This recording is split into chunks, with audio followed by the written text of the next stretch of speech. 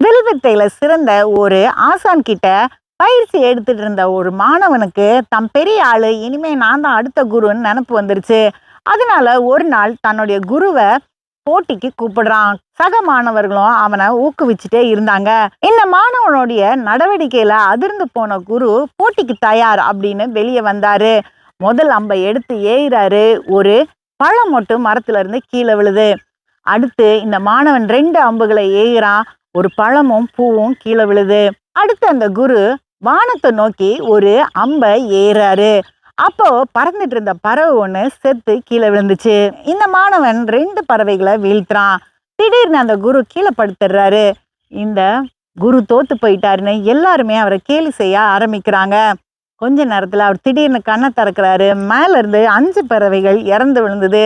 இதை பார்த்த உடனே போட்டிக்கு வந்த மாணவனுக்கு ஒரே அதிர்ச்சி. ஐயா, இந்த வித்தெல்லாம் எனக்கு தெரியாது, நீங்க தான் பெரியவர்னு அவருக்கு முன்னாடி மண்டிட்டுறான். குரு எழும்பி சொன்னாரு, இந்த வித்தைய கடைசியில இறக்குற நேரத்துல என்னுடைய குரு எனக்கு சொல்லி கொடுத்தாரு. ஆனா உனக்கு அதுக்கு முன்னாடியே பெருமை வந்துருச்சு, இந்த இடத்த விட்டு வெளியே போ அப்படின்னு சொல்லிடுறாரு. பெருமை அப்படின்றது நம்ம இருதயத்துல வந்துருச்சுன்னா அழிவை சந்திக்கிறதுக்கு நம்ம தயாரா இருக்கணும்.